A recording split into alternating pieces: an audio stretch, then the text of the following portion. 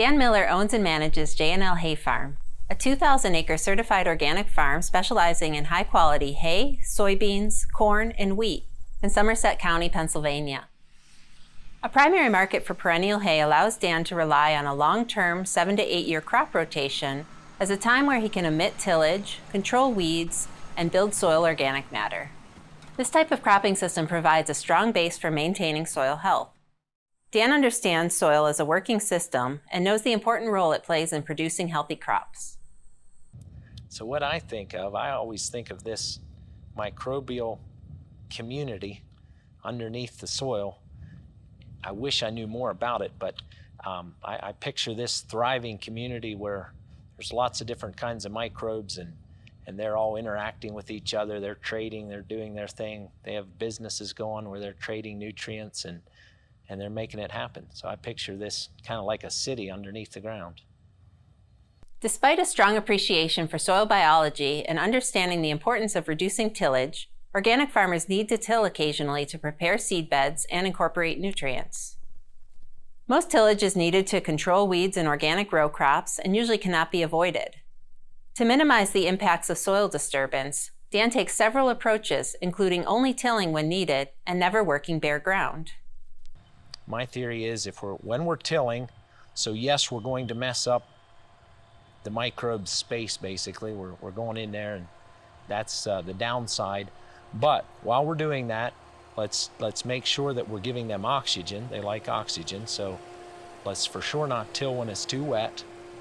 And while we're doing it, let's give them something to eat. So I try to work my system so anytime we're tilling, we're working something into the ground. I never want to work bare ground.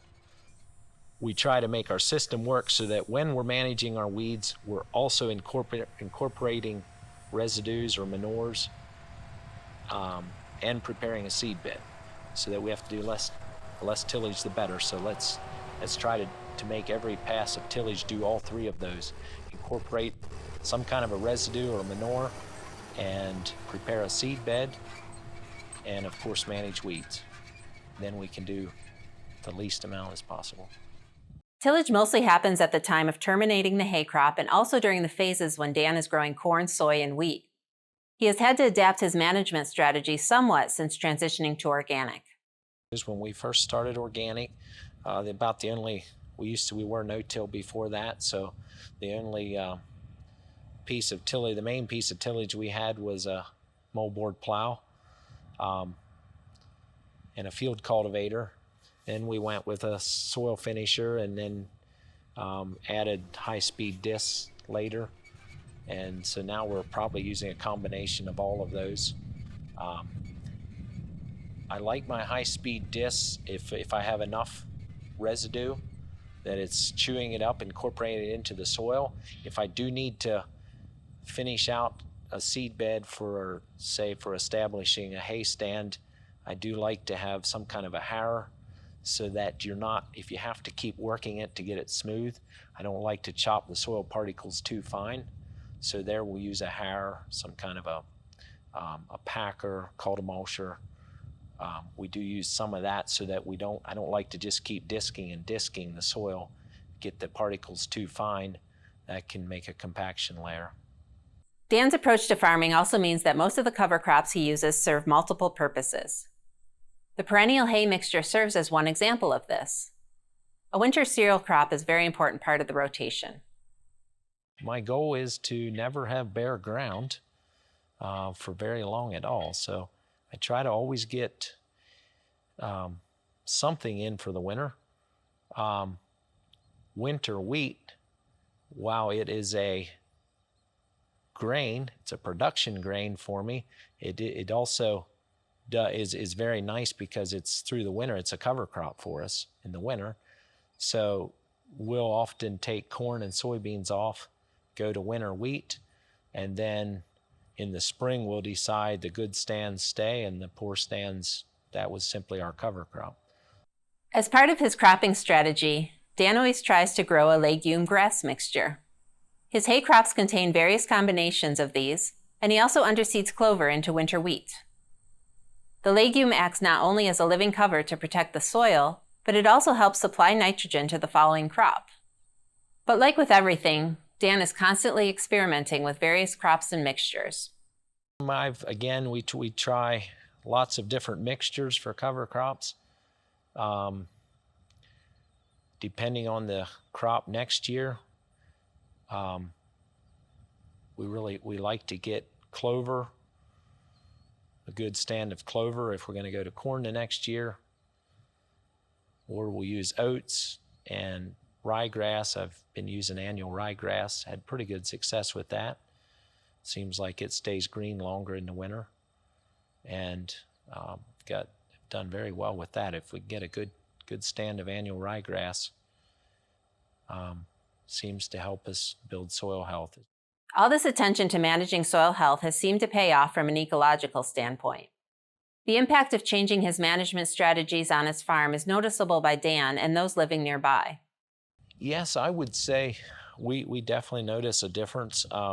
Since we've switched to organic, it's probably started, it was more of a slow thing. It wasn't just the year you switched to organic, but as we started paying attention to soil health, we've seen a lot of good changes. I remember when I was young, and we used all chemicals, on a dry year, the corn it seemed like it was either feast or famine. If you got enough rainfall, it would just grow like crazy. But if as soon as you stressed the crop, it just a lot quicker. It showed distress. I think if you have soil health, it really helps you on stressful times, helps your crops to stay strong and healthy. Also, as far as soil erosion, I think we're definitely seeing a lot less erosion. In fact, I had here a couple months ago a neighbor that owns some ground against a farm we farm. He came and he said, "I just want to tell you, you must be doing something right, that we used to get a lot of erosion off your farm into our pond." And he said, "The last 7 years, there hasn't been anything." He said, "Something changed from what it used to be." So I think it definitely, as you build organic matter and pay attention to soil health, there is a lot less erosion. It makes the whole system work a lot better. And the secret to managing soil health on an organic farm? Dan says that it comes down to everything you do, and that successful management cannot simply be distilled down into 1 or 2 practices. Most people want to know, what's the 1 or 2 or 5 big things that you do for soil health. But I think it comes down to just a lot of small ways, because that's where we hurt our soil biology, is just small things. We till too wet, we till too often, a lot of little things. We don't give them the right kind of feed. There's just a lot of small factors that come into play. As advice for other farmers, Dan suggests listening to one another, continuing to learn, and getting ideas from as many places as possible.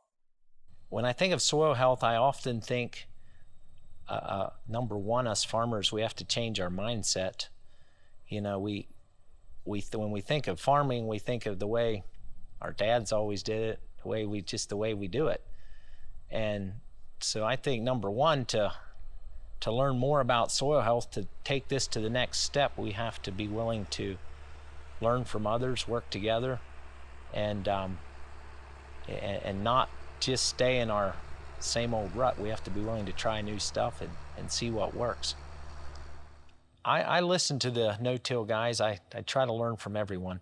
And I listen to the old guys, and back in the old days when they were plowing either by hand or with a horse, they didn't do more than they had to, and not oftener than they had to. And so that's basically my approach. I see the downfall of tillage, but also I think if we do it right, I think it can accomplish a lot of good.